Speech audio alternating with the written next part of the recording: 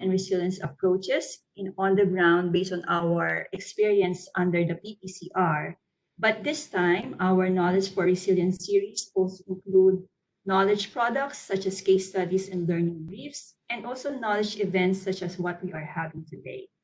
In June this year, as you may have participated, we had a webinar that have focused on the importance of weather and climate information services in developing countries and how to implement climate resilient healthcare systems and programs. And in that webinar, we have also featured the emerging lessons from a Jamaica PPCR project.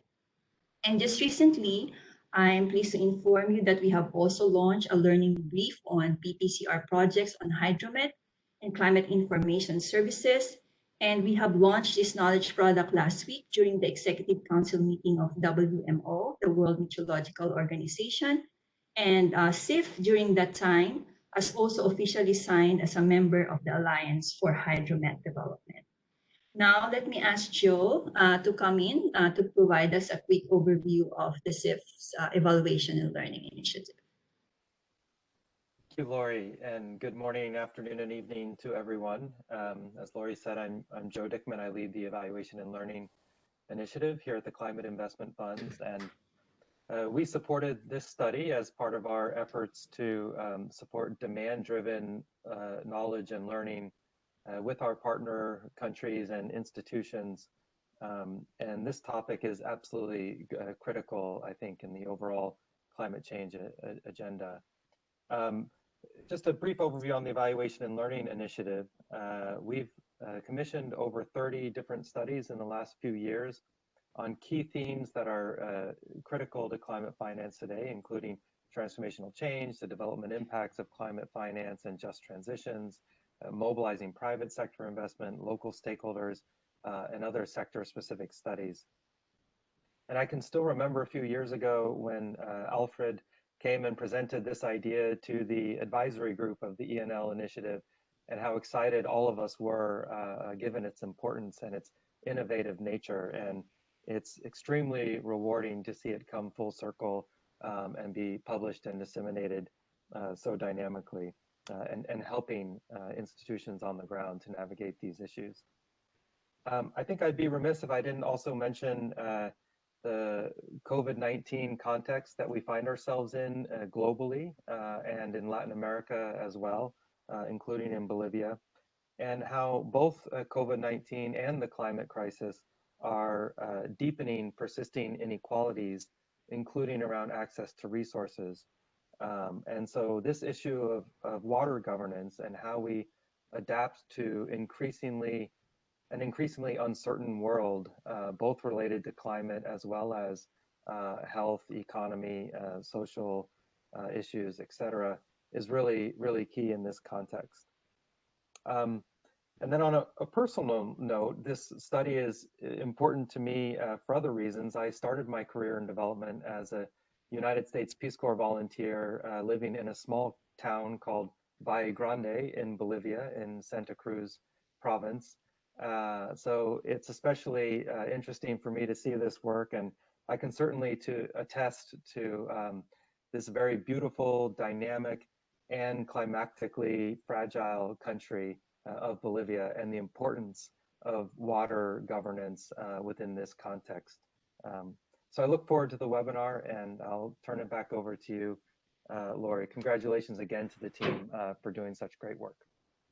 Thank you. Thank you so much, Joe. Now, let me introduce to you our moderator for this session and also the speaker for the closing session. So to moderate our session for today, we are lucky to have with us Dr. Shanfu Lu. Dr. Shanfu Lu is working with us as a consultant under the PPCR as Senior Strategy and Outreach Specialist.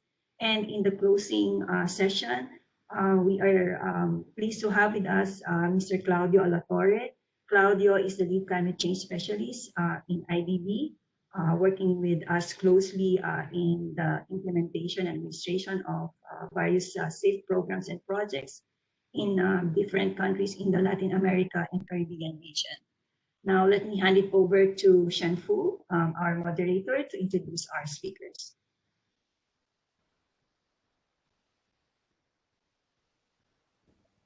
Thank you very much, Laurie, for that introduction. And hello to everyone from my slightly chilly but unusually bright rural England. And thank you all very much for joining us today to discuss a decidedly important topic of water resources and water governance. I thought as a backdrop to our discussion today, I would just briefly maybe share with you a view outside my study. I don't know whether you can see it, which is normally a very nice field where the cows actually happily graze. But now it's been turned into a lake as a result of a very, very heavy few days of rainfall here. Anyway, it's my great privilege to be asked to help facilitate the conversation today. And we have about, I think, 80 minutes or so now in total. And once I'm out of your way, hopefully in a moment, we will have a series of very short presentations from our experts. And as Laurie already outlined, we will cover a series of perspectives around that study Joe mentioned briefly a moment ago. So after that, we will have hopefully a good chunk of time for all of us to pose questions and share views and thoughts.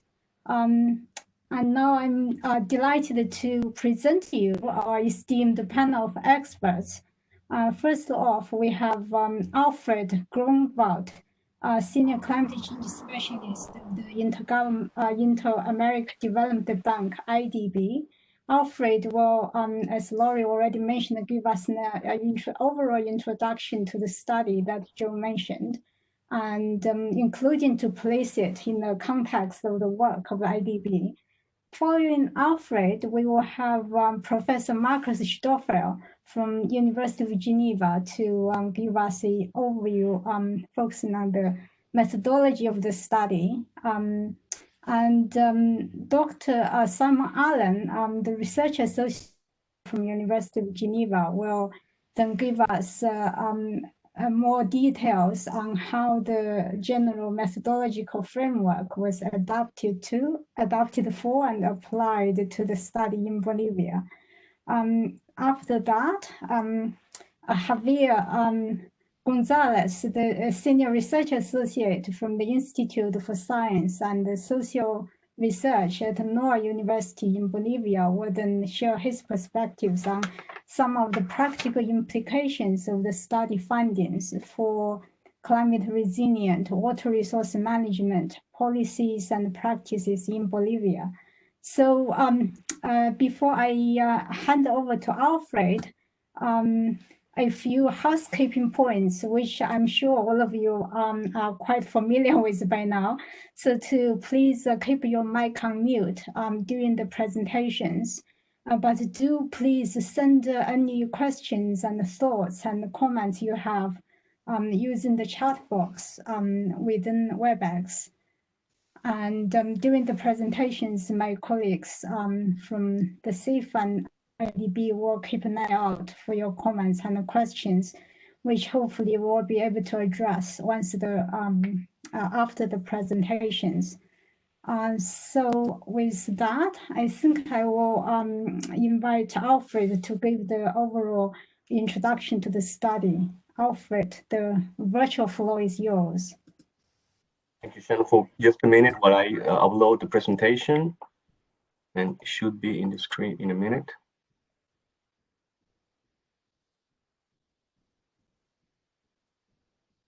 Okay, you should be seeing my presentation now. So good morning, good afternoon, good evening to all of you. It is so great to see so many people connected. Thank you very much for being here today. Before starting my presentation, I would like to share with you a quote by Francois Hollande, former president of the French Republic, which is very valid still today. The time is past when humankind thought it could selfishly draw on inexhaustible resources we now know the world is not a commodity. These words are still very valid and very pertinent for the sector that we're going to be talking today. I would like also to use this opportunity to thank, I have a problem, Anna, with my presentation. Okay, sorry. So I would like, as I was saying, I would like to thank SIF for all the guidance and support in the development of this study and its results. I would like to highlight the fact that this study is very important because it will allow future water projects to identify strategic lines of work for building institutional capacity to address climate change impacts. It is, however, by no means an evaluation of the PPCR performance in Bolivia, which, by the way, is still in execution. So I would like to start my presentation by sharing with you three main messages that have shaped our motivation to conduct the study that we'll be presenting to you today. This could be also in a nutshell as building blocks for the development of activities that contribute to a continuous adaptation process. So the first links adaptation to sustainable development.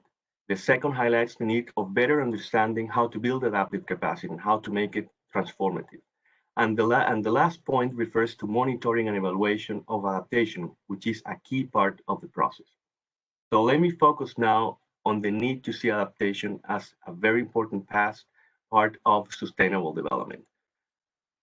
So the need to link both agendas has been recognized already by the UN Sustainable Development Goals and also in the Paris Agreement, which, by the way, highlights in the 7th article the need for enhancing adaptive capacity within a process of sustainable development.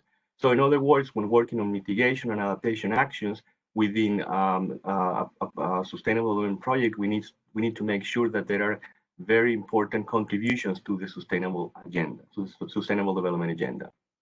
So why is this important? As you may know, in many regions of the globe, climate change impacts on freshwater resources may affect sustainable development. From glaciers retreating in tropical areas to salt intrusion due to sea level rise in coastal unconfined aquifers, all these impacts put water security in many countries at risk. Even with optimal water management, it is very likely that negative impacts on sustainable development cannot be avoided. So therefore, building effective capacity at the institutional level to deal with these impacts should be a priority for developing countries. Now, in numbers, why water? Why is so important water? Well, by 2030, global freshwater withdrawals will have exceeded the current capacity to supply by over 40%, and close to 4 billion people will live in areas of high water stress. So water has moved simply from a marginal input to be a central enabling element for food, energy, and climate security. An overall water crisis will have serious political and social repercussions with adverse effects on growth and also on jobs creation. So why Bolivia? Well, Bolivia, as many other developing countries around the world, is at risk of water insecurity due to climate change. You can see in the figure, for example, that a large part of the country, in particular highly populated areas, will be exposed to longer periods of droughts, for example. On the other side, there will be other regions on the country that will be exposed to high levels of accumulated precipitation. And this was recognized already more than a decade ago when the PPCR program was designed, aligning main components to water-related issues such as floods, droughts, and also to building capacity at the national level. And that's why we found this as a very, very interesting candidate to test the framework that was developed by the University of Geneva some time ago. Javier will be talking to you in more detail about the PPCR later on in the presentation.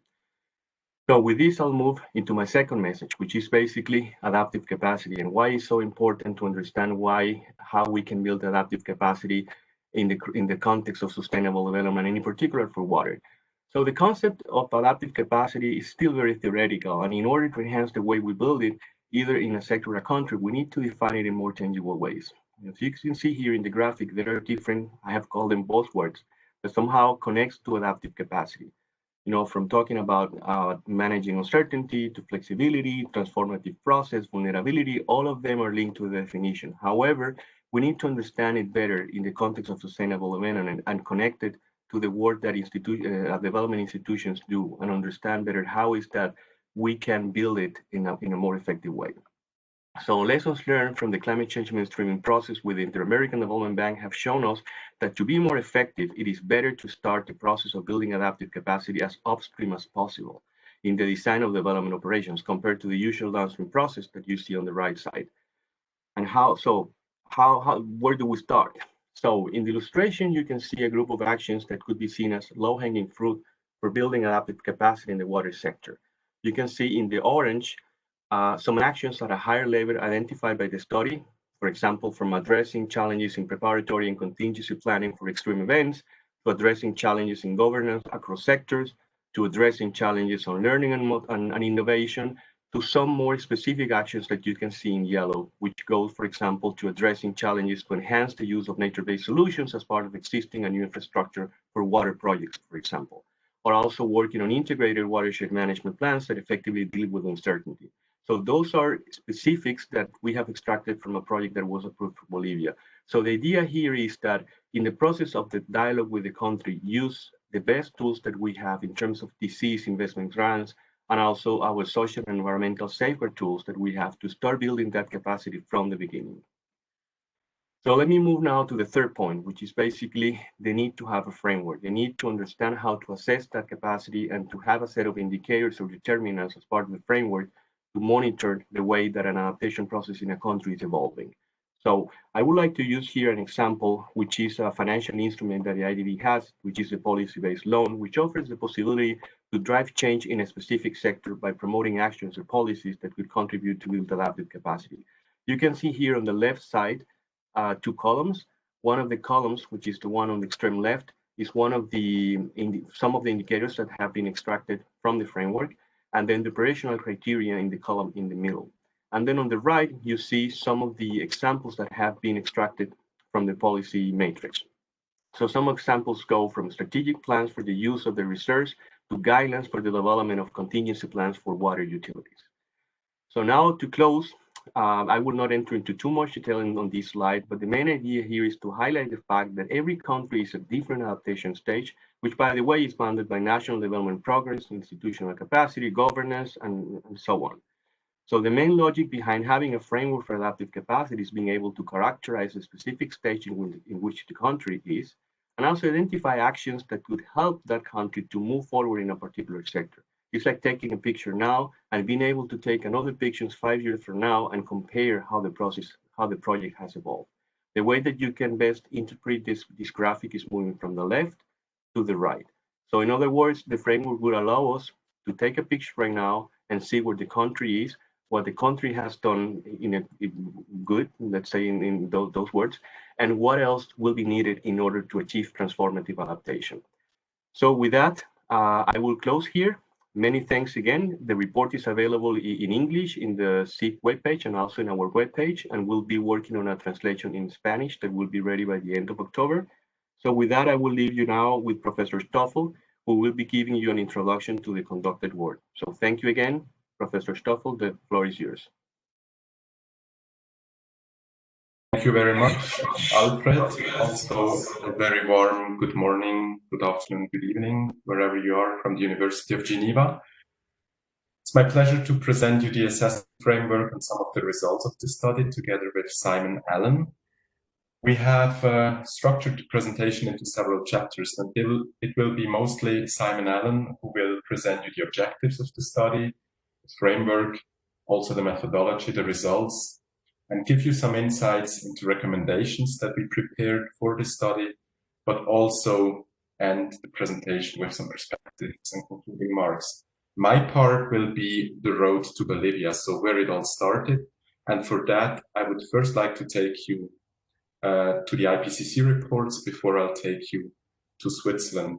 So starting from the fourth assessment report of the IPCC, but also based on observational data, there was increasing recognition that climate changes, the ongoing ones, but also the projected ones, have remarkable consequences, my apologies, on the global water cycle. So basically, what is already being observed and what is also coming out from the models is that the wet regions are getting wetter as a tendency, and those regions that are already dry are getting even drier. This has implications in terms of overall water availability, but this has also implications then not only on the means, but also in the extremes in terms of floods, and on the other end in terms of droughts. And what is also clearly visible from this illustration is that the problem of changes in the global water cycle are indeed global. they're not only affecting the north, they're not only affecting the south, they're affecting almost every country, developed countries and developing countries. So in Switzerland, this is where most of our work started. There was a study being realized a couple of years ago where the government was interested to know which areas, which persons, which assets are affected by floods. So if I take the resident population, you will realize that 1 out in 5 residents of Switzerland is affected by floods if they occur. 1 in 3 employees, when at work, can be hit by floods. And also when it comes to building zones, so where land use planning normally foresees the construction of new infrastructure, 1 in 4 places is affected, and 1 in 3 kilometers of the railway network is affected by floods. So in total, there are $600 billion that are potentially at risk in Switzerland under current conditions, not even taking climate change into account. Switzerland has over the last few years seen several large flood events. The last one just occurred over the weekend, the past weekend, but there was a very big flood in August 2005. It hasn't been too much of a problem in regions where the flood was static. The picture that you saw before was a picture of the city of Lucerne. But in regions where the floods were dynamic, like in the Alpine space, many roads have been destroyed. And in some instances, also villages have been affected, with several people being killed. The last picture is from the region of Interlaken, for those of you who know Switzerland. Switzerland, like Europe as a whole, has also been affected in the past by extreme heat waves and droughts. This is the example of the heat wave of 2003, where much of Europe was dry, if not very dry, and where many people died as a result of the heat wave. So if you look into the statistics, there were between, according to different estimates, 40 to 70,000 excess deaths in Europe as a result of the heat wave in summer 2003.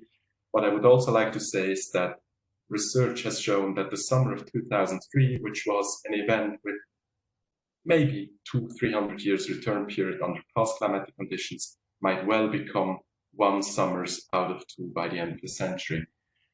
We also had many forest and bushfires across Europe, also in areas that have not been affected so much. The rivers were very low in many instances, with problems for agriculture, lack of irrigational water, lack of drinking water. In some instances, close to the Swiss border, even problems with nuclear power plants. We did not have enough water to cool the process chain, with the risk of nuclear disasters, even aquatic ecosystem, many fish dying, but also glaciers in the Alps melting massively. And in the sector of agriculture alone, an estimated 10 billion euros of losses due to the heat wave in 2003. The problem of changing precipitation patterns also has significant consequences in the Alpine regions, in mountain areas, because mountain regions depend on the one hand crucially on precipitation, especially during winter when snow is accumulated, but the Alpine regions also depend on the glacier and snowmelt during the summer period, when normally there is not much meltwater available. This is an illustration from the Aletsch region, where you can see that by the end of the century, much of the largest glaciers of the Alps will have gone, with challenges related to risks that can emerge from these retreating glaciers, from this melting permafrost, but also with opportunities, with new lakes forming that could potentially be used for hydropower. With all this information, we then started at the University of Geneva a large European Union project called AQUA. AQUA stands for Assessing Climate Change Impacts on the Quantity and Quality of Water.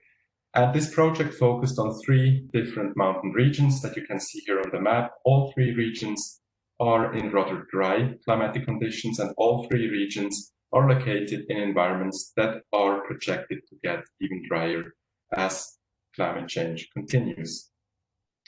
So we selected these 3 regions because they have different governance context, but also because in the Tian Shan Mountains, there's still lots of ice left, whereas in the European Alps, we are in a kind of an intermediate situation. And in Chile, most of the glaciers have already gone, and runoff depends to quite a large degree on precipitation and less on the melt of snow and glaciers.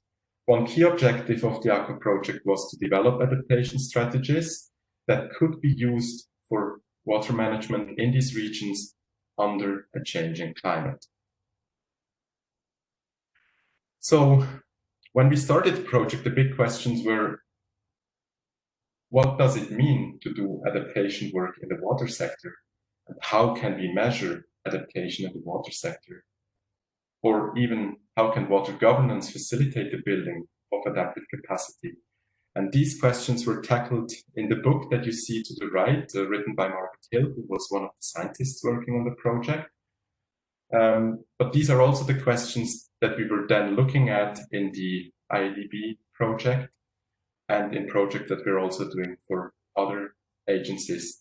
And for us, as scientists working at university, both the Aqua project and also the IADB project were like very exciting opportunities where we could transfer an approach that was developed in academia to serve the needs of development banks. And with that, I would like to hand over to Simon for the presentation of the approach and the results. Thank you.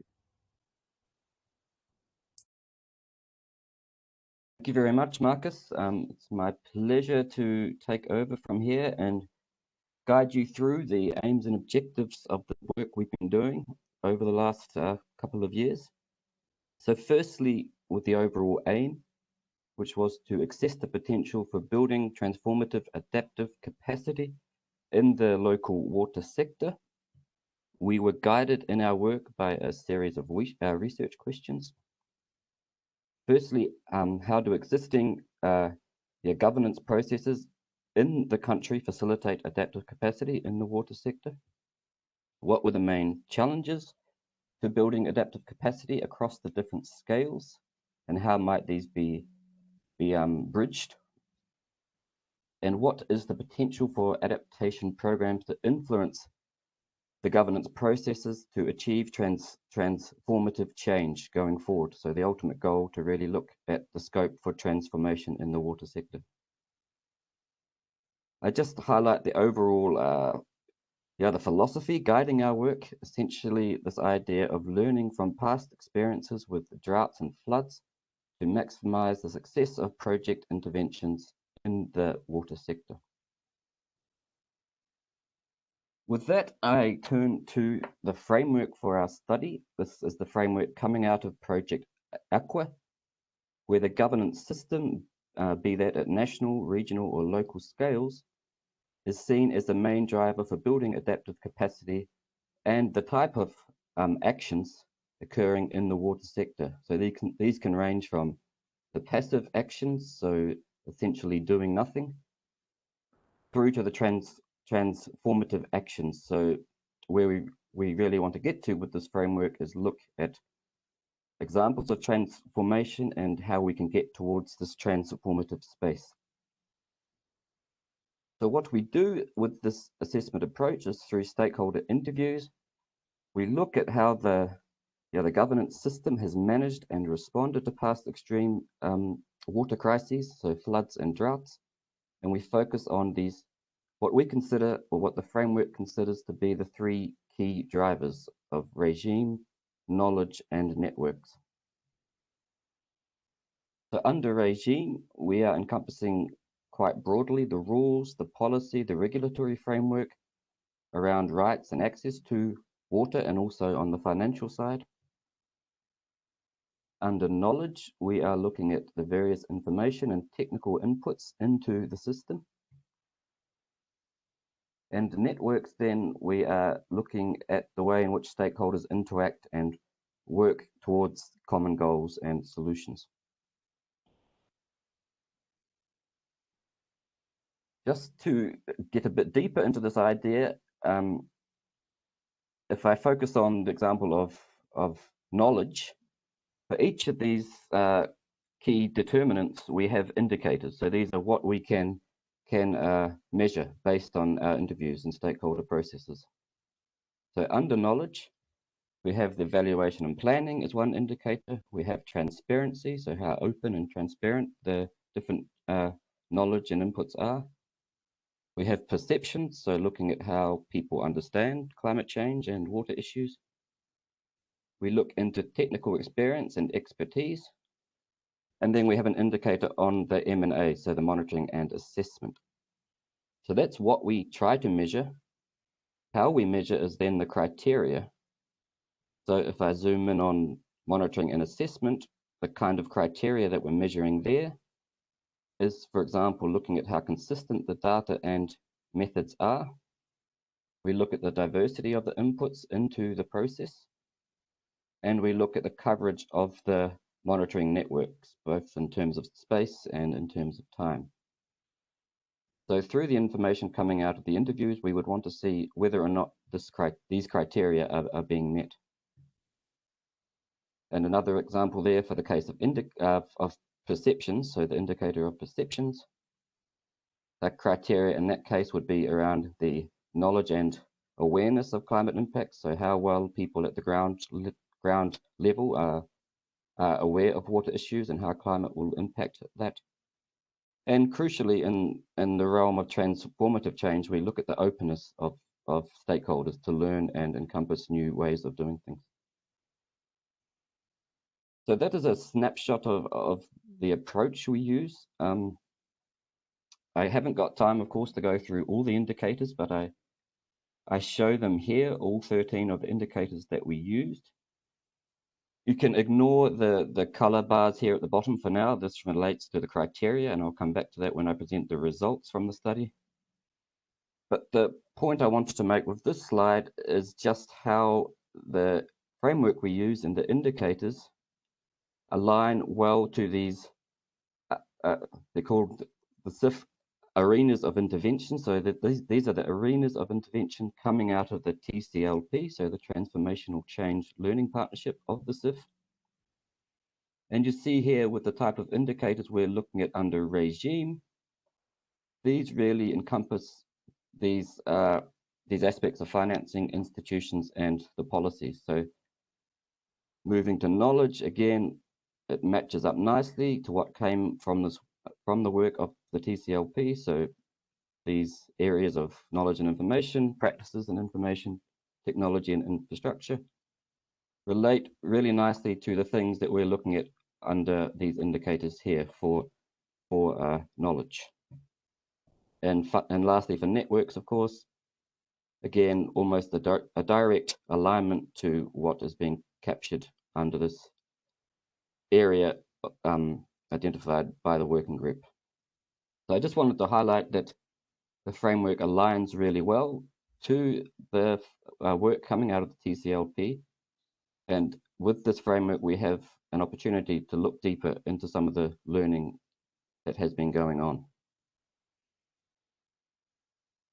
In terms of the methodological steps, we applied the framework in the context of the recent drought event from 2016-17 and the flooding event from 2017 and 18 in two different parts of the country.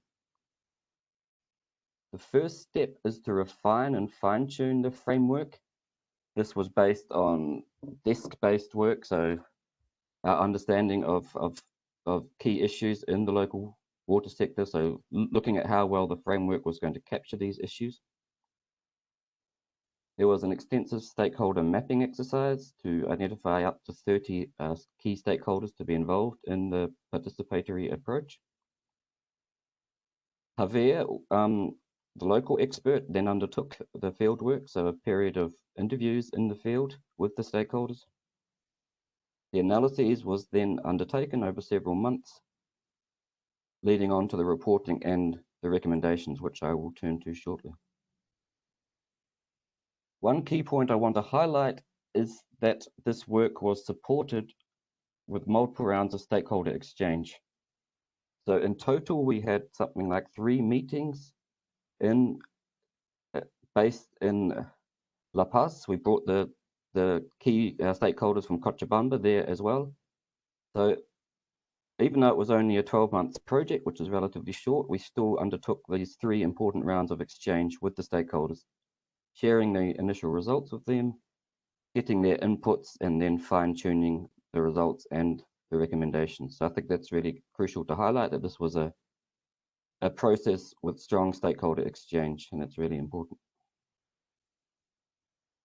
Just to give you an overview of the range of stakeholders involved, you'll see that we had the government departments, several government departments. Public services were involved, water sector, the authorities. We had the academic sector included there, with several universities involved in the stakeholder exchange and being interviewed. We had the bilateral agencies, so SDC and some of these, the Swiss Development Corporation and some of these agencies were involved. And then we had some social stakeholders involved, so representing perhaps some of the micro basins and some of the platforms that are existing. In terms of the questionnaire, as I've already alluded to, the interviews are undertaken with a really wide range of stakeholders. The key point I want to make here is that it was a semi-structured questionnaire interview process. So we had a pre-drafted questionnaire with some questions that we wanted to cover because they relate to our indicators, but it was also open, so the participants were really free to share and raise the issues that they felt were important.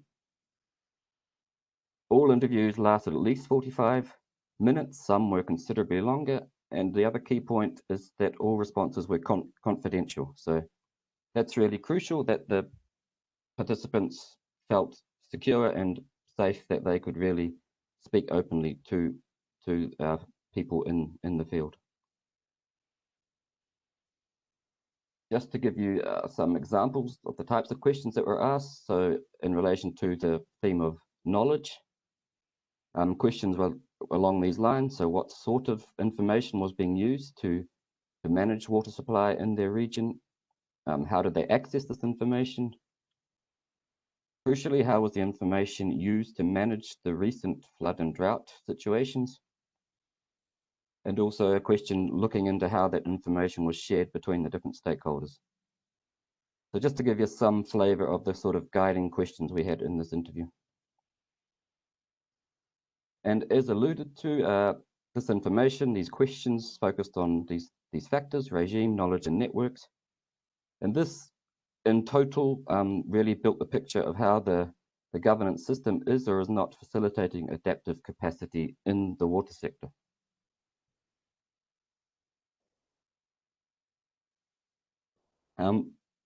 So turning now to the results, I come again to this figure I showed before, but now I would draw the attention to the colored bars here. What we have for each of these indicators, these colored bars are the criteria. So in the case of evaluation and planning, there's 3 criteria that were looked at. And across all the interviews, 30 interviews, plus the stakeholder exchange, if we have information that really says the criteria was being met, we would color code that green. So this is an indication that transformative processes are underway. If the evidence is rather mixed, so some good things, some less good things coming out of the interviews, we would color that purple. And where the information is all rather negative, we're not seeing the criteria being met, then we color code that pink or red, which would be indicative of passive processes happening. So essentially nothing really in the direction of transformation. So just to give you some results in this context, if I look at one criteria on here, so this is about the longevity of the evaluations and plans and policies. What we saw there was that planning horizons remained relatively short term. So really no kind of good information or people really suggesting that transformative planning is in place. So we're really looking here at rather short-term plans, and there's lack of forward-looking planning. So hence the criteria in that case is colored pink. Looking at this criteria of data and the analyses that feeds into the governance system. What we saw there, which came through time and time again from the interviews, was that there has been significant progress in strengthening the monitoring networks. So lots of good things happening in terms of increasing the capacities and the monitoring network, particularly with hydromet data, so climate data and hydrological data. But there still exists crucial gaps on the demand side for water, which is of course crucial if you want to plan forward-looking planning. You need to know how the demand side will change, not just the supply side. So that is why you see the color purple here, because we have mixed information coming from the interviews.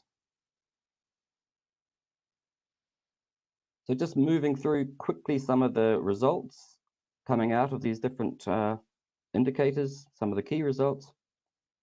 Another finding was that communication between the state and the civil society has been something of a weakness, particularly in the lead up to the drought events. Once the drought occurred, the communication was seen as quite positive and systems worked well, but there was a lack of proactive planning and communication. One of the positive things that came through was that these recent crises have led to improved understanding and awareness across all stakeholders, which is opening up the potential for learning and altered thinking of the behavior. So this is why under perceptions here you see this green, because open-mindedness and an ability to learn is a key requirement for transformative change. There's some information there that transformative processes are underway. Turning to regime, one of the big challenges there is around the water law, which dates back to the early 20th century.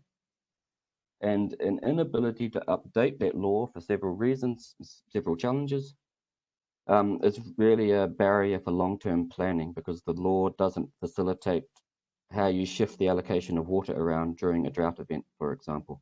There's no legal basis for doing that.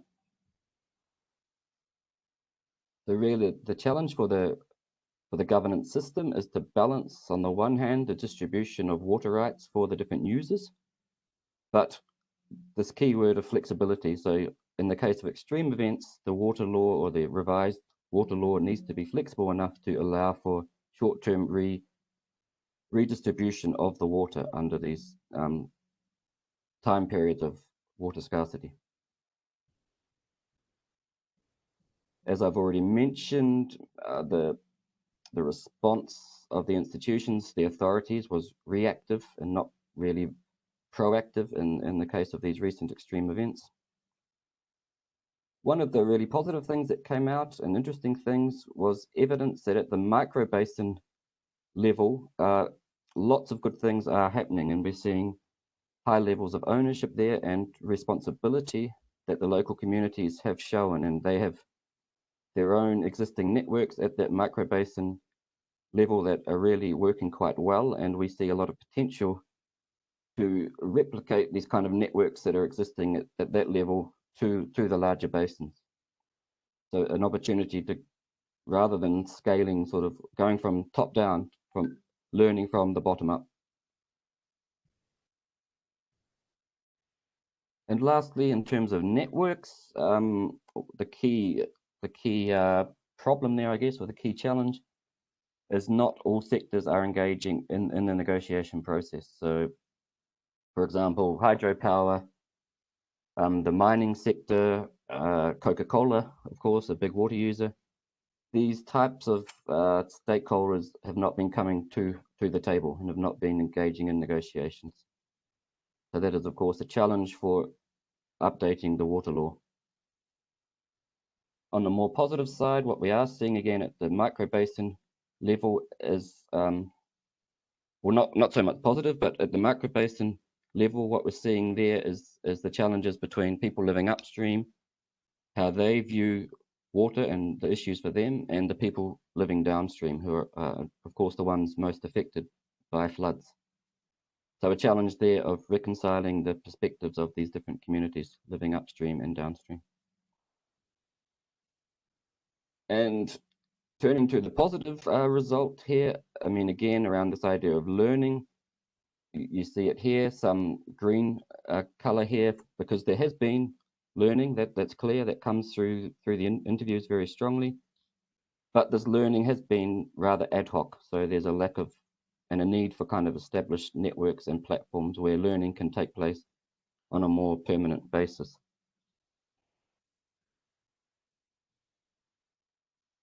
So to summarize the results, if we look at the big picture, you'll see a lot of purple there. So the evidence is mainly mixed, and we don't have a lot of examples of transformative processes currently happening. This is what we would probably expect. As Alfred indicated, we're traveling on a journey, and we're very much in the persistent or incremental stage of change at the moment. What is really positive and what came through strongly is that many of the weaknesses are being already dealt with and addressed through programs which are underway, and the PPCR is just one of those examples. So there's been a real focus in recent years on information systems, early warning, and strengthening the capacities of local institutions. But of course, we have core barriers which are still there and which are limiting the potential for transformative change. So as I've said, we're mostly in the incremental phase of the journey at the moment, where a lot of the adaptation we're seeing is largely in response to the recent drought and flood crises, rather than the sort of forward-looking changes that we want to be seeing. Turning to the recommendations, and I'm keeping an eye on the time here because I know we are well over the schedule. We had 17 concrete recommendations that we give in the report. I will touch on just some of those here today. The key point I want to make is that these recommendations are all coming from the interviews, coming from the stakeholder exchanges. So it's really a bottom-up process. And the other key point, again, in the context of the CIF, we try to align these recommendations to the work of the TCLP. So just to give one example of how some of these recommendations are presented in the report, in this area here of financing, we look firstly, in the case of the PPCR, how it is already contributing to strengthening aspects of financing. Then based on our results, we then give some solid recommendations for how the PPCR could be fine-tuned, could be modified to lead to greater impact in the area of finance. And then we align this also to these dimensions of transformation, because ultimately we want to see increased sustainability of the PPCR outcomes, but also a deeper depth, a greater depth of change and more relevance in terms of transformation. So I just touch on 4 challenges where we have made some recommendations. Firstly, around long-term planning. The challenge there is there's no shortage of climate data. This is what all the authorities were telling us. They are almost overloaded with model results and new studies.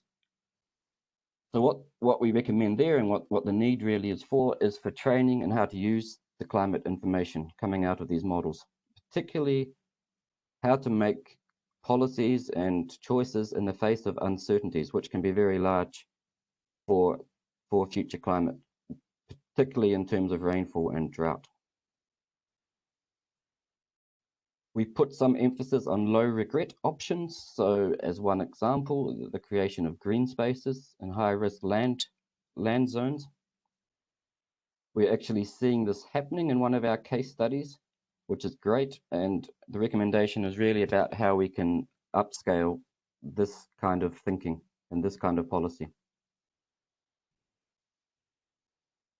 Another challenge for long-term planning is the high staff turnover we see in lots of these government roles, particularly at the technical level. Often these technical jobs are not well paid, and as a result, the turnover is high.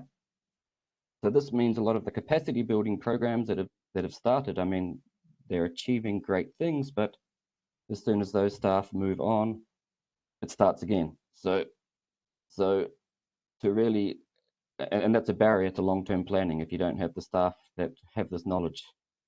So we're looking at institutionalization of some of these capacity building programs that are being undertaken now under PPCR and different programs to ensure that the capacity building lives on and is a long-term thing. In terms of governance across sectors, one of the interesting ideas that came up there was to initiate strategic pilot projects where outcomes are targeted towards sustainable goals. So at the moment, a lot of projects that have outcomes relating to increasing the area that is under that gets watered, or increasing access, or houses that have access to water. But this approach would rather look at broader goals and focus on improved livelihoods, ecosystem, health, etc. So this idea of demonstrating how investments and interventions can be framed in this broader context. And that would need to be supported with tools that enable this kind of this intersectoral planning and thinking. Because again, at the moment, we have a lot of tools and data around climate and around stream flows and these kind of things. But what is lacking is tools that integrate social data, the economic data, etc., and the vulnerability of the ecosystem. So it's tailoring of the tools to better support these kind of broader goals. Just to move quickly through, I mean, I've talked already about hydrometeo services, and there's a lot of good things happening there. One of the key things is, again, this idea that authorities are overwhelmed with all the new portals and data platforms they get. So to turn this around and really start with the stakeholders and ask them what their needs are and design the portals around their needs. And the other thing from a research perspective is to formalize the linkages between the state and the universities through this establishment of a research platform at the national level. So a lot of the universities are doing excellent things, excellent projects, but they're not necessarily feeding into the government planning. So to better streamline these things. And crucially, the integration of local knowledge. So really a need to strengthen the joint knowledge process, where local communities are no longer just the benefactors of these interventions, but are increasingly being seen as actively engaged in the solution. And I know I need to wrap up in 1 or 2 minutes, so let me just finish with the area of knowledge building and awareness raising. And there, the key idea was to shift thinking so we enhance education around how society views water, so that it's not just seen as a commodity that comes from the state, but it really is a precious resource that can be cared for and looked after. And this really aligns to these broader goals. And interestingly and rather excitedly, we see this happening now in some cases. So this community here, they have a ladies group that once a year go out and clean the lakeshore. So these kind of things, this kind of awareness is happening in local cases, and it's about upscaling that at the broader scale. And finally, around changing the way communities view risk. We see programs have plans in place to move people away from at-risk zones, and there's payment and compensation strategies to allow that. But money can't solve all the problems, and we need to have education and awareness around risks, so people understand risks, understand risk maps, and importantly, understand how climate change could increase these risks. So with that, given we are running over schedule, I will just place up my final slide here, the key point I just want to highlight is that the learnings and experiences from this study really have a potential to be replicated elsewhere, particularly countries where this issue of water scarcity and also flooding is really a key to their future livelihoods. And in view of outscaling and replication, I would just highlight the need for timescales to be well planned, really emphasize the need for local tailoring of the framework, which takes time, and also the importance of stakeholder interactions, which again take time but are really crucial to the success of this framework. With that, I thank you and thank all those that were involved in the project and look forward to questions and discussions that will follow. Thank you.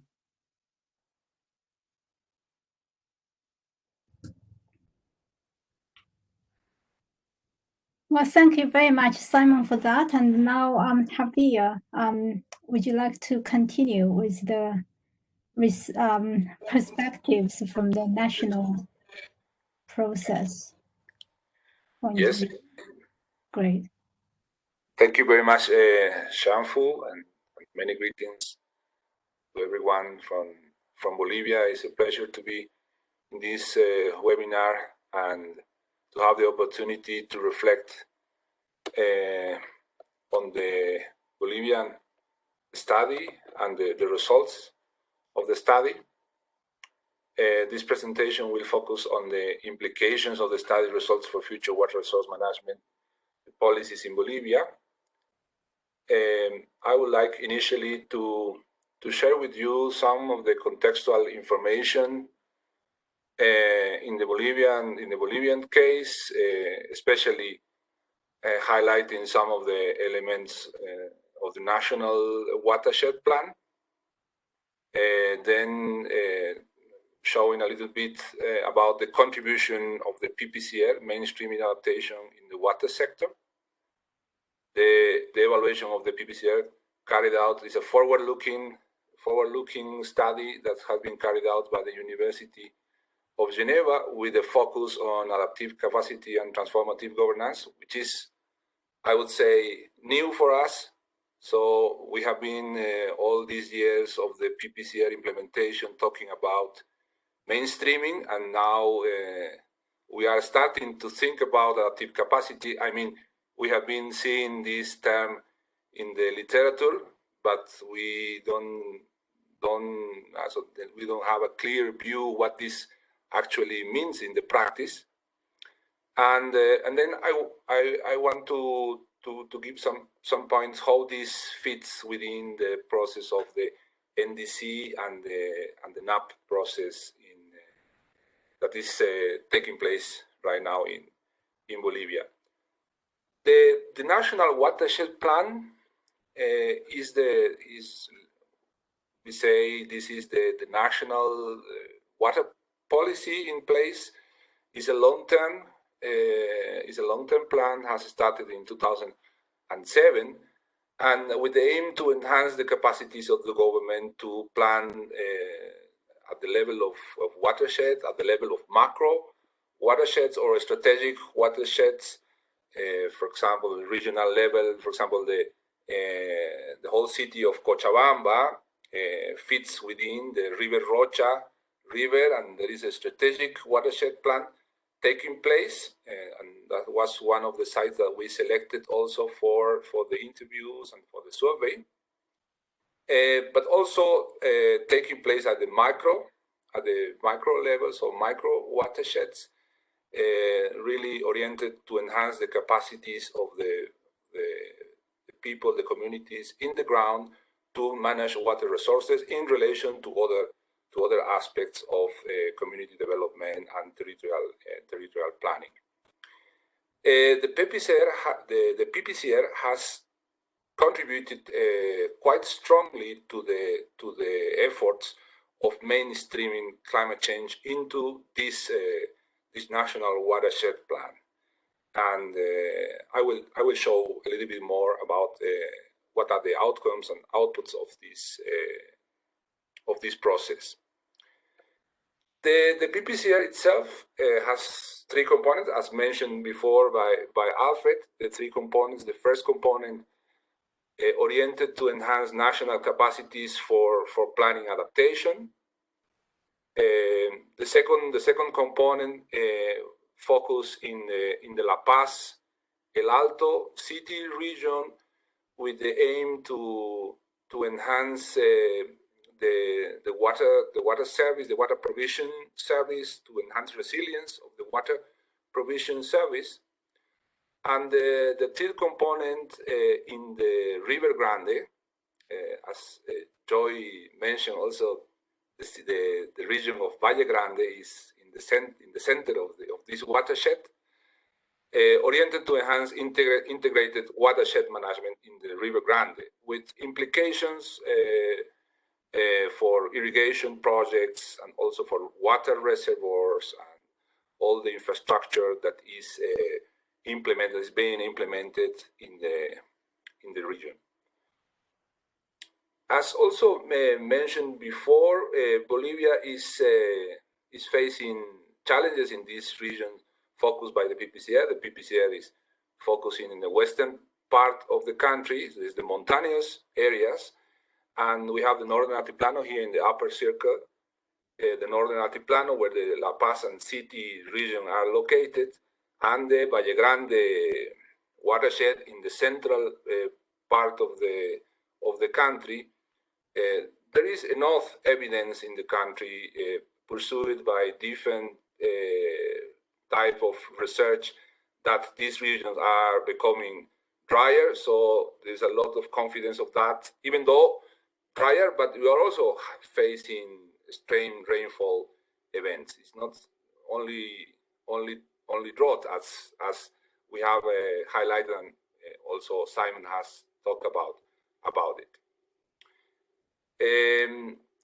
The first site of the PPCR, the La Paz and El Alto city, are facing enormous climate challenges, enormous climate concerns. The glaciers here in light blue are melting. Are glaciers important for water provision in the city region of La Paz and El Alto? This picture here shows the water level in the Incachaca press, which is one of the press of the water provision system in La Paz, was almost empty. And during the interviews we conducted in 2016, we interviewed government officials, also the water utility in La Paz, and scientists that are active in this area, and all of them agree that that there is a meteorological background. Of course, the lack of rain in a certain period of time in 2016, but they also stress the point that there are let's say strong decision-making failures during that time, lack of communication, not well-established protocols to manage the crisis, and there is a lot of things that can be enhanced at this level, related to early warning system, but not only that, also related to early warning system and decision making to really be able to enhance the capacities to manage this type of situations that will come in the future again, and we expect that this will repeat again in the future. The other side, the River Grande Basin, is a central watershed in the country, but is also a very important watershed in the upstream and downstream part of the watershed. Currently live 5 million people in the city of Cochabamba, the city of Santa Cruz, in the upper part of the watershed. So half of the Bolivian population is living in this watershed. The Tiquipaya region in the northern part is part of the River Rocha, watershed. And in this watershed, there are important concentration of public investments for water provision, for reservoirs, for irrigation. But there are also plans, or the government has been exploring the possibility to enhance or to expand the hydroelectrical generation. As mentioned before, this region becoming drier, but also rainfall events and connected with soil degradation and with deforestation and land degradation, enhance the sediments in the rivers, and also influencing livelihoods and the lifespan of the press and the infrastructure projects. So there is a heavy concern to really enhance the resilience of the watershed and to really address the restoration of critical environmental functions. There is private and public interest to enhance those environmental functions in this watershed. No? The PPCR has produced certain outputs and outcomes very clearly in the arena of water plans. So it has mainstream climate change considerations into watershed plans. Also at the level of resilience of water provision services. So we have experience of the La Paz and El Alto. It can be, so this is also a learning process in the Bolivia taking place. So the experience of La Paz and El Alto can be also applied in other water systems in the country. The efforts to develop tools for climate proofing water infrastructure has been successful, I would say. The Bolivian society were able in the last 10 years to issue this new regulation, the Law 602 of disaster risk reduction for climate that integrates considerations for climate proofing infrastructure with implications not only in the water sector but in public infrastructure, roads, or in other sectors that might be important for the country. The identification of performance indicator was also a very important result, also contributing to results-based management that is part of the National Watershed Plan, because the National Watershed Plan is receiving support from the international community through the basket fund and different financial mechanisms that are taking place in the sector, technical assistance and presupuestary support and so on. So results-based management has been established in these years of the National Watershed and in this National Watershed Plan, and it's very important to develop relevant indicators for climate-related indicators, resilience-related indicators, and now we can also think about adaptive capacity indicators into this results-based management process. No? And as Simon has also highlighted, the important developments and the important enhancements in capacity to manage information systems, or climate modeling, hydrological modeling, and now also concentrated efforts to develop a drought forecasting and early warning system. The study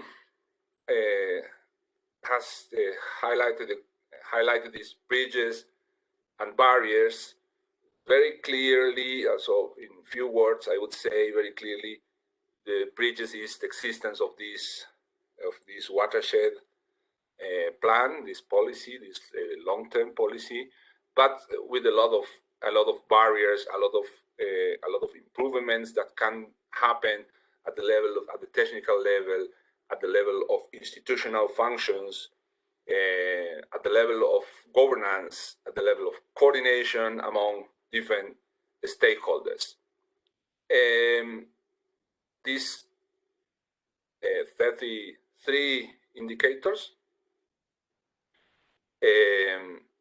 provide a lot of evidence first, obtaining from the data, not from the interviews, and the stakeholder process, the participatory process, but also a lot of relevant information where those enhancements could happen. What can be improved in the context of in the water sector in Bolivia, but also how we can start to think about adaptive capacity, as Alfred has stressed in his presentation, how we can reflect on adaptive capacity for guiding and orienting the process of the National Adaptation Plan, which is now is a relevant an interest in the country, and the NDC process that has been reviewed in the country now, and it will be enhance its ambition.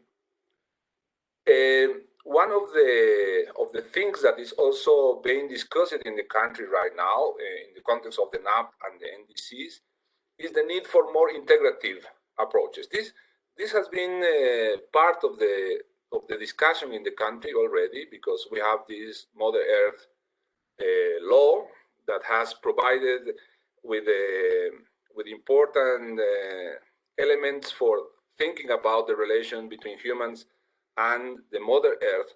So this socio-ecological approach, now really looking into the institutional challenges and what is needed at the level of institutions and at the level of governance for integrative approaches. So we are very, let's say, we can handle sector approach.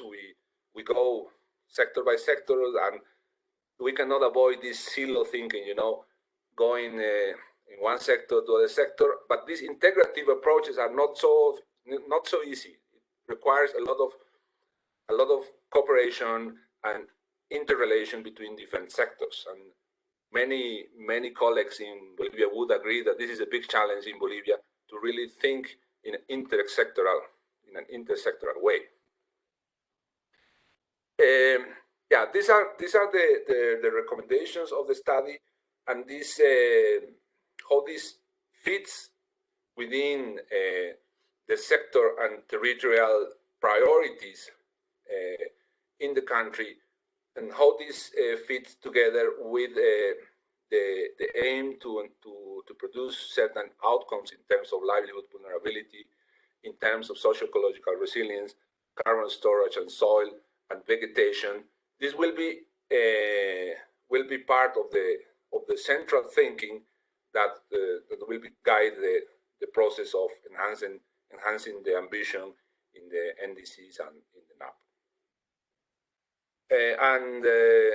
My last slide, I like a lot this slide because it's the concept that has been developed within the National Watershed Plan, and it's also highlighted in the PPCR document, in the strategic the SPCR, if I remember the acronym well. This is the strategic plan of the PPCR in Bolivia that to support integrated water management, this water management concept in the praxis, and how this will be implemented at the level of micro watersheds, but also at the level of macro strategic watersheds. As you can see here, governance, participation, institutional capacities, conflict resolution is in the center of this concept, and governance is also the node to bring adaptive capacity. So there is an opportunity, I would say, to refine or to make this concept more sophisticated, but at the same time more robust in terms of the products that it can produce, or the outcomes that it can produce in terms of ecosystem robustness, resilient livelihood, empowered communities and institutions at different levels of governance, because this is a multi-level challenge. So has to happen at the very local level in the ground, but also how these local experiences can nurture learning at a regional scale, subnational scale, and how this can also influence public policy in general. So I thank you very much for your attention, and I will appreciate if you have comments and questions. Thank you very much. Thank you very much, Javier, and thank you to all our speakers. I think as Hannah mentioned in the chat box, we are running late, and it's always worthwhile to be ambitious. We thought we would have a lot more time than we actually have for discussions.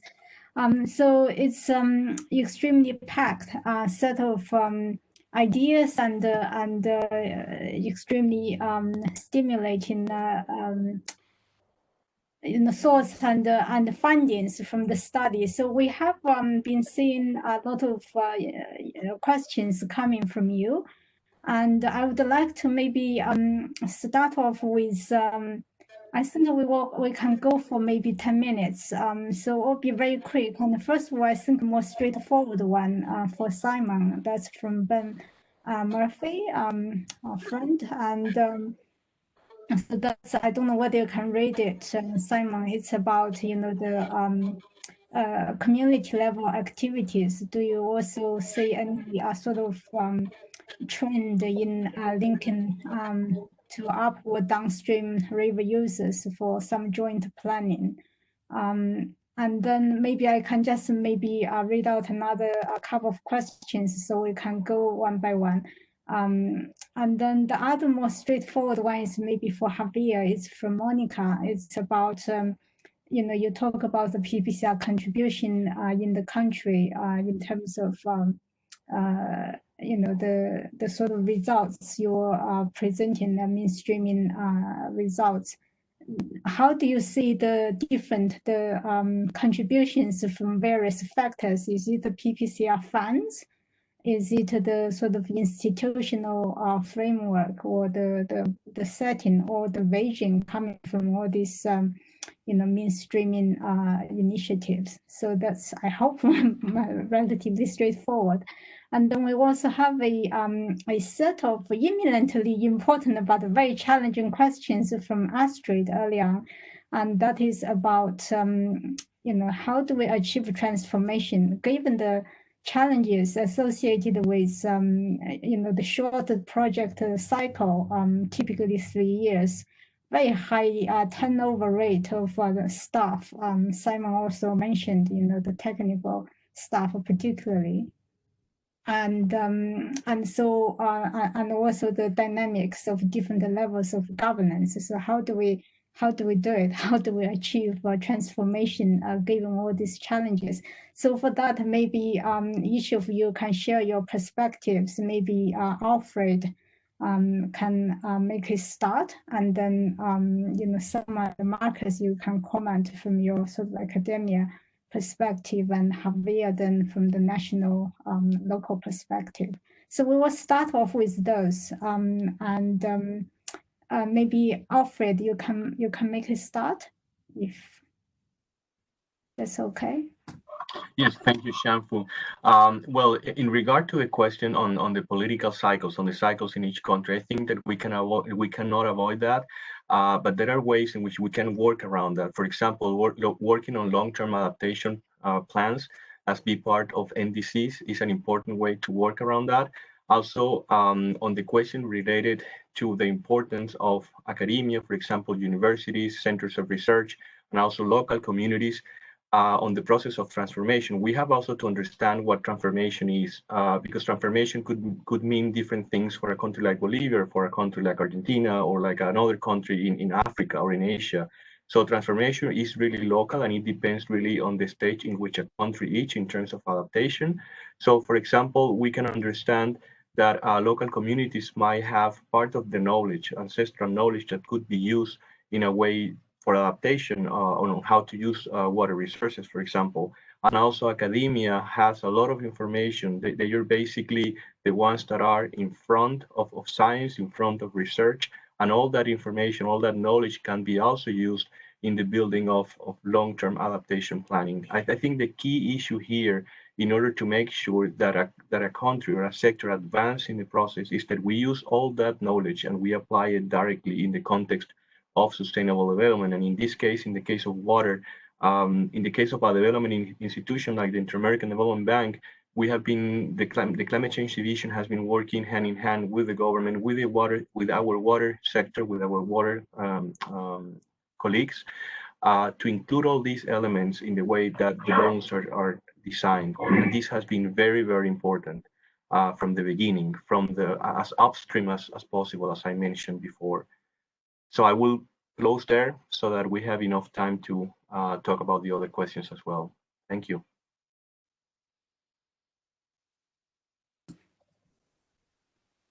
Thank you very much, Alfred. The next maybe Marcus Simon, do you want to come in?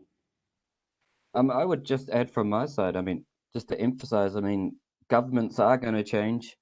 There is going to be high staff turnover. We can't do much about that. I mean, but this is really why we emphasize the importance of working with local people, because local people are going to stay local people. They will still be there in 10, 20 years. So if you've got a climate station, for example, or some sort of measurement for stream flow, you could train local people to take care of that data and to manage that station. And that's a far more sustainable approach than potentially giving ownership to a technical person somewhere who may change jobs in 2 years' time. So there's lots of examples around the world where you really give ownership of the monitoring aspect to local people, and that has really good outcomes.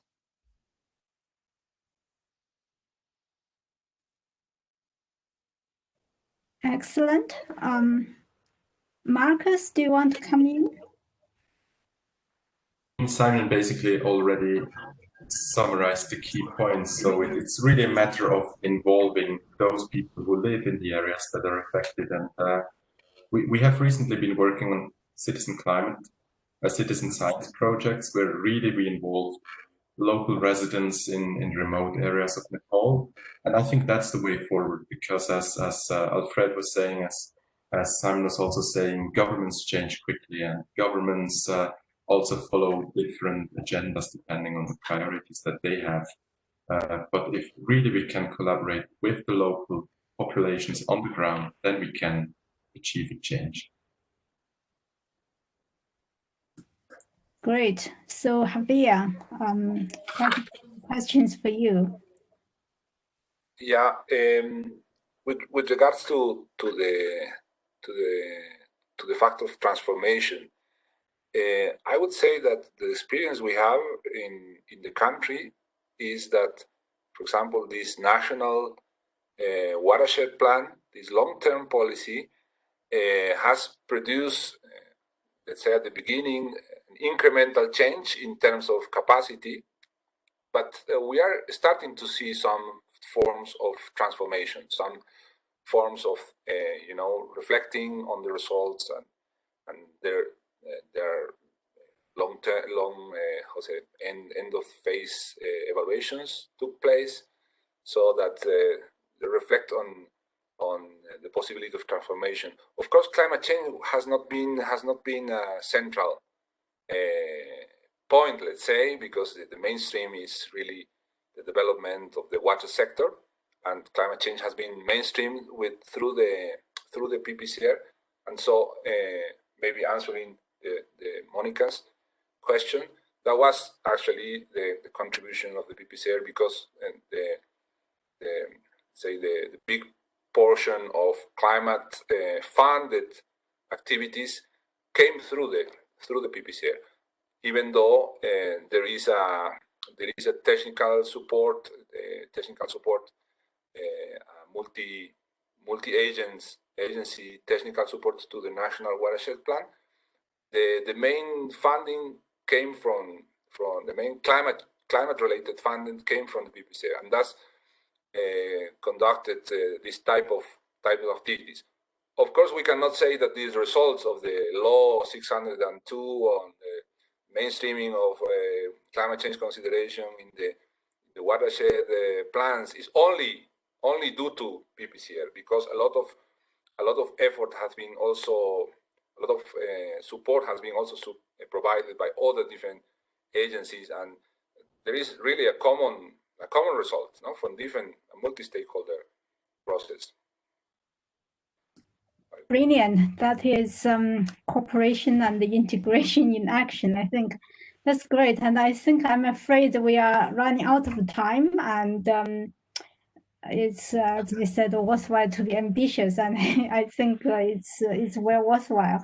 And I just, before I close in this part of our event, I will just want to mention there's another question from Srini, Srini Masang, our friend from ADB, and we can definitely follow up with you offline. Maybe a very good question about adaptive capacity index, using the methodological framework and the 13 variables. Apparently, I hope you, Simon, I don't know whether you've actually counted it. So there are 13 apparently variables in your framework. So it's a great question, and we will definitely follow up with you. Maybe discuss follow up work maybe along those lines. And yeah, I many apologies. I think we have to wrap up here. We take very careful notes of your questions, which we haven't managed to address, and hopefully we will have some sort of follow up activity to address some of these issues, important issues raised, by some of you. And so I understand that there will be a recording of this event being made available by end of this week, and together with the presentations we shared today. So stay tuned and look out for them on the SAFE website. And with that, I'd just like to thank all our speakers and wonderful contributions. And I now turn over to Claudio from IDB to give us a few closing remarks. Claudio. Yes, thank you, Xianfu, and thank you to all the speakers for this great presentation. I am aware that we are beyond the time, so I will try to be very brief in these final remarks. I just want to say that I think it's very timely to have this framework. We in the MDB community, we are now trying to work in what we call the Paris alignment agenda, meaning that we need to move towards meeting the objectives of the Paris Agreement, which are very ambitious, and we need to ensure that our institutions move in this direction. And one of the key building blocks of this is supporting the countries in developing their NDCs and their national adaptation plans. And what I want to say is that precisely this kind of framework is very useful, because adaptation is not just an engineering problem of let's raise the height of this dam or let's develop this variety of crops. It's precisely, I think, this kind of institutional changes, communication flows, and so on that this framework is proposing. So I think it's extremely useful as we work with countries in developing this national adaptation plan to have this kind of framework of what does that mean.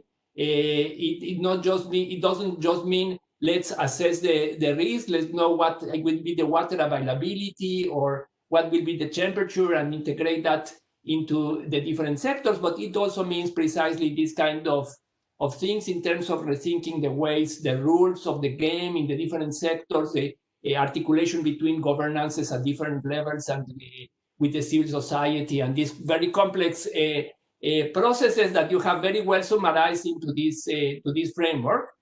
So I think I would like to simply establish these links between the framework and our broader work in terms of working with the countries in terms of a long-term view on resilience and adaptation. So I hope to have transmitted this message in a very short time. We could be continuing discussing about this for hours, but thank you very much, and we'll have a nice day, afternoon, or evening, wherever you are.